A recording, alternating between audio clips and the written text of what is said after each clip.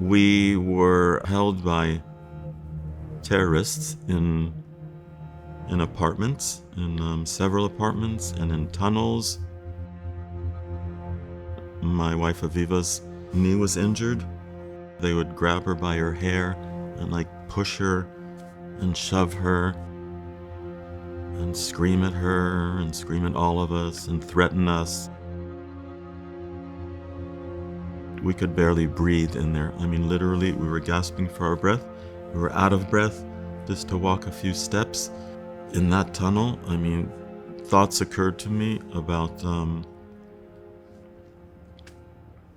being left there alone.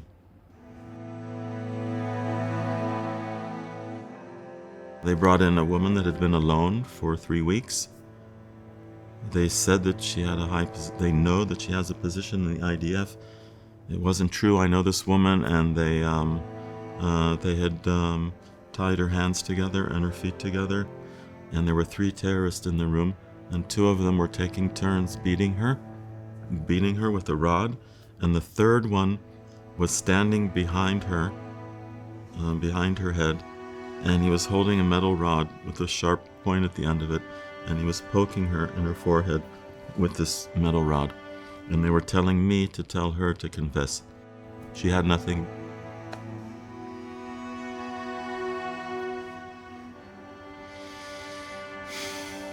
She had nothing to confess to, but I was just doing what they told me to do.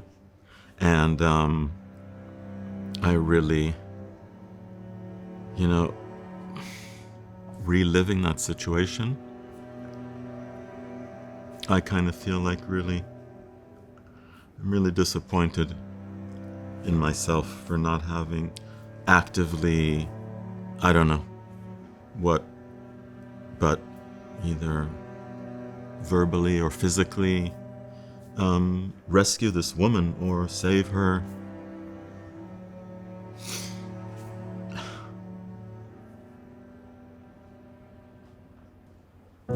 Aviva came and told me that they had told her that that Aviva would be released the next day. We hugged, and Aviva said, "I will be strong for you, for me, and that I would be strong for her." And that's how we separated. And they took Aviva.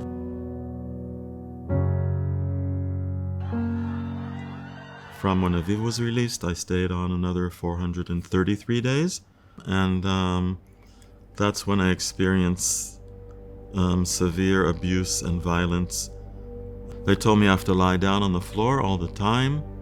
I'm not allowed to get up and walk around at all. One day, this terrorist comes up to me, and he's standing above me, and he starts screaming at me, and he's cursing me. And then he spat on me, and he kicked me. And this happened day after day. If they were trying to injure me or hurt me, I feel like they succeeded, up until this day.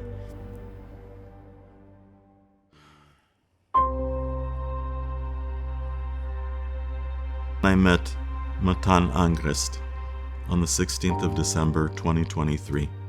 Matan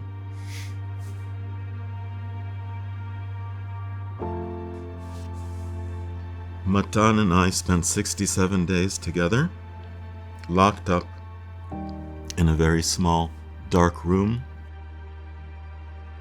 Matan was stationed right near my community, so Matan and his crew and many others defended our community and saved many people's lives. And he fought for me, and I am now fighting for him.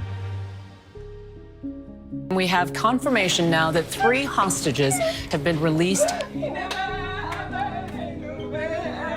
Keith Siegel is back on Israeli soil.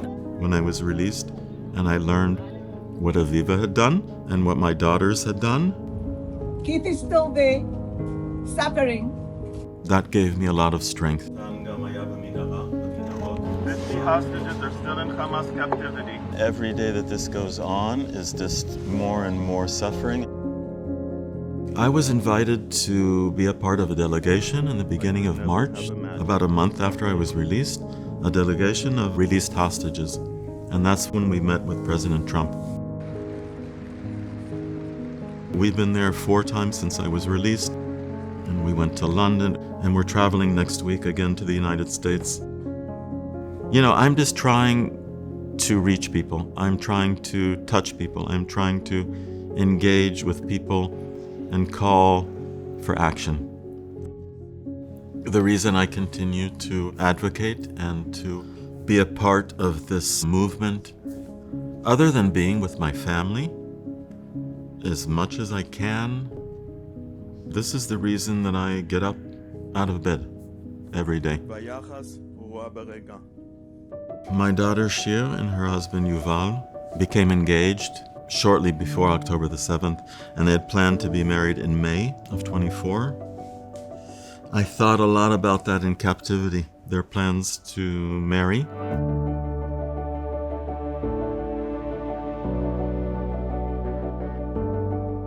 This is where I have a hard time describing in words. Just coming home and being able to celebrate together as a whole family. I mean, I try to focus always on happiness, joy, gratitude, love. And this happens to me all the time when I experience either happiness or enjoyment. Very quickly, my thoughts and my feelings. Part of me is still in Gaza. When I was in captivity, I had a few opportunities where I saw my family on television. And we urge you to do And I heard my daughter, Ilan, on the radio. She actually said, "Dad, if you hear me." And she spoke to me, and it was very empowering. It gave me a lot of strength. So it's possible that the hostages that are there, maybe they will see me now.